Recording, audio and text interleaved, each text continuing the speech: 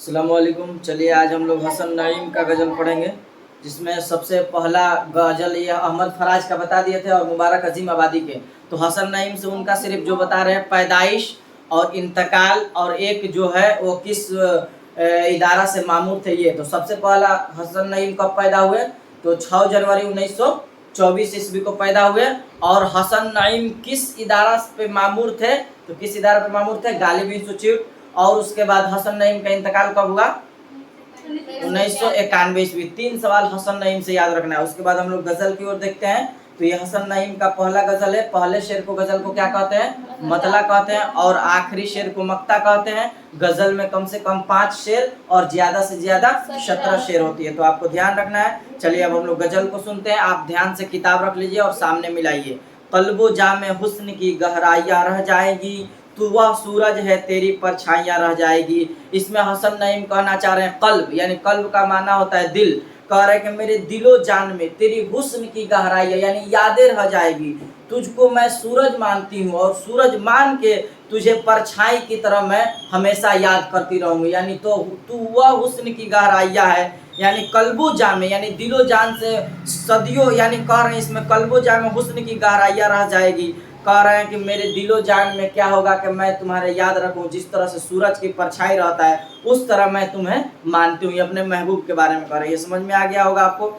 अहले दिल को याद सदियों आएगा मेरा जुनू, शोहरतें होंगी फना रुसवाइयां रह जाएगी। इसमें कह रहे अहले दिल को याद सदिया, यानी कह रहे हैं कि लोग हमको याद करेंगे। अहले दिल यानी लोग हमको याद तो करेंगे, लेकिन किस बिना पर? मेरा जुनून, मेरी शोहरतों को भूल कर, फना करके, मेरी रुसवाइयाँ, मेरी गम और मेरी जो बुराइयां है उस वजह से लोग हमको याद करेंगे और सारी अच्छाइयाँ को भूल जाएंगे। इसमें ये कहना चाह रहे हैं, यानी अहले दिल को सदियों याद आएगा। मेरी तो याद आएगा, लेकिन क्या होगा?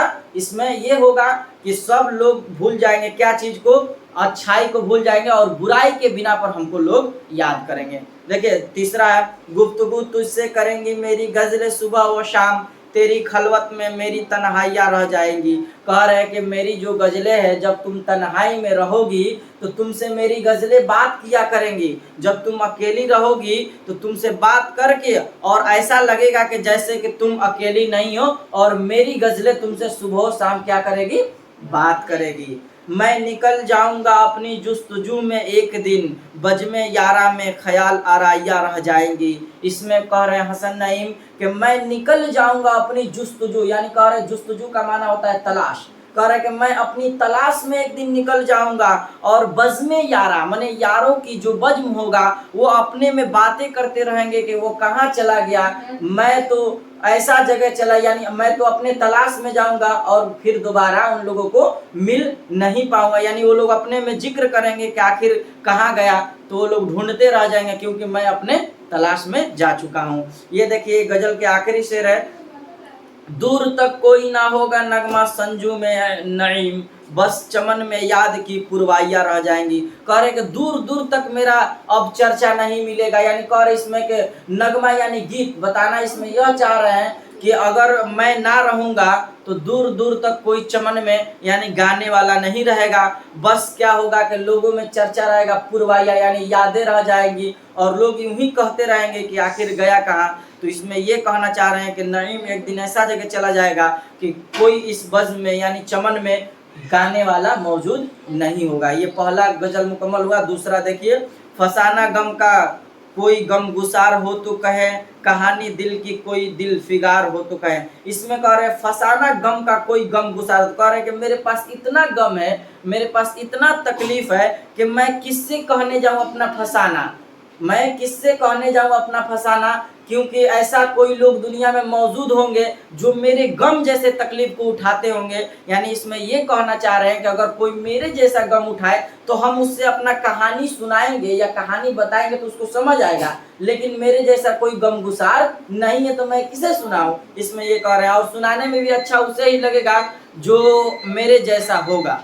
ठीक, ये देखिए, वहाँ यकीन के खुद ही कहेंगे हर्फ जुनू, यहाँ यह फिक्र फिजा साजगार हो तो कहें। कह रहे कि मुझे यकीन है कि मुझे यकीन है कि एक दिन वह बात मुझसे कहेंगे, लेकिन वह देख रहे हैं कि माहौल अच्छा हो जाए तब मैं इस बात को तुम तक रखूंगा। उनको यकीन है कि जो भी दिल में बातें हैं वहाँ ये कहेंगे, लेकिन जुनू की अपनी बात कहेंगे, लेकिन कब? जब देख रहे हैं कि माहौल अच्छा हो जाए तब।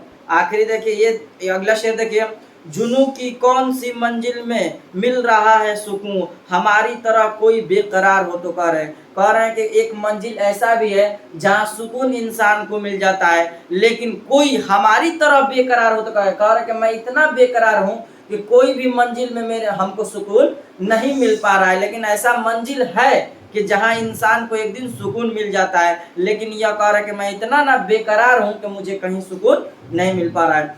कहीं फसाना हिजरा ब रबते जिक्र वफा, किसी का अब ना तुम्हें इंतजार हो तो कह रहे हैं कि कहीं फसाना हिजरा, कह रहे हैं कि एक तरह से वफा का जिक्र हो रहा है, और वफा का जिक्र में ये हो रहा है कि किसी का अब ना तुम्हें इंतजार, कह रहे हैं कि मैं तुम्हें इंतजार कर रहा हूँ, लेकिन तुम ऐसी हो तुम किसी और का इंतजार कर रही हो, मैं तुम्हें चाहता हूँ और तुम किसी और को चाहती हो, इसमें ये कहना चाह रहे हैं। और इसी में जिंदगी जो है आहिस्ता आहिस्ता निकल रही है, इसी में छेड़ा ना हमने फसाना शबे गम, के उनकी शाम भी कुछ सौ गवार हो तो कह रहे इसमें छेड़ा ना हम फसाना है शबे गम, कह रहे कि मैं उसको छेड़छाड़ मैं उसके कुछ नहीं कर रहा हूँ। जब तकलीफ हो रहा है, चाहे कोई भी उसके पास गम आ रहा है या किसी तरह के उसके पास परेशानियां आ रही है, मैं नहीं कर रहा हूँ। जब तक उससे वो कहे ना कि मुझे आपकी ज़रूरत है, मैं भी उसको छोड़ दिया हूँ, जब तक वो कहे कि हाँ ये कहना चाहिए, तब ये फसाना शब गम के,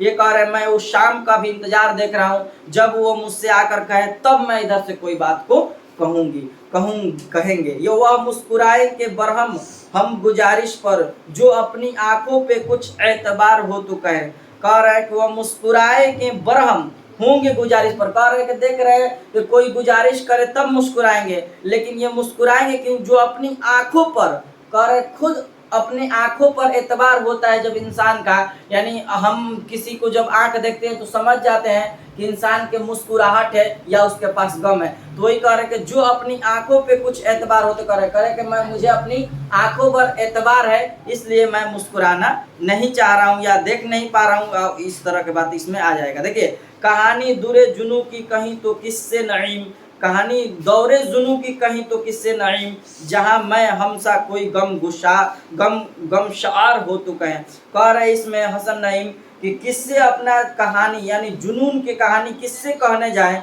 कोई मेरे जैसा गम गुशार है ये नहीं है, यानी गम अशार, यानी बताना चाह रहा है कि मुझे इतना गम मिला है दुनिया में, इतना जुनून है मेरे पास कि मैं अपने जुनून को किसी से कहने जाऊं तो वो कहेगा कि आपके जैसा गम किसी के पास नहीं है। यानी मैं बहुत सब्र किया हूं और लोगों को क्या बताऊं अपना कहानी, ये लोग समझने वाले नहीं हैं। अब देखिए सवाल देख लीजिए, सब सवाल आपको आ जाना चाहिए। पहला सवाल है हसन नईम की पैदाइश कहाँ हुई? तो पटना में, ठीक ना। हसन नईम का इंतकाल कब और कहाँ हुआ? तो बताए थे कहाँ हुआ, बताइए कहाँ? मुंबई। और कब हुआ था? 1991। हसन नईम किस मुलाजमत से मुस्तफ़ई हुए थे? तो ये देखिए यहाँ दिया है, ये आंसर इसका होगा, ये मिला लीजिए, वजारत खारजा से वाबस्ता थे, इसी मौके पर उनका मुस्तफ़ई हो गया। तो ये इसका सवाल है वजारत खारजा से, ठीक ना। हसन नईम किस इदारा में डायरेक्टर के ओहदे पर मामूर थे? तो बताइए आपको, गालिब इंस्टीट्यूट। और ये पहला सवाल तशरीह करके आपको कल लाना है और अच्छी तरह से तशरीह करके लाइए, तो ये गजल मुकम्मल हुआ। अगर फिर नहीं समझ में आया तो आप कमेंट में बताइए, आपको फिर कोशिश किया जाएगा कि अच्छी तरह से समझाया जाए। तो आज के लिए हम लोग इतना ही रहने देते हैं, फिर अगली वीडियो में मिलेंगे। अस्सलाम वालेकुम।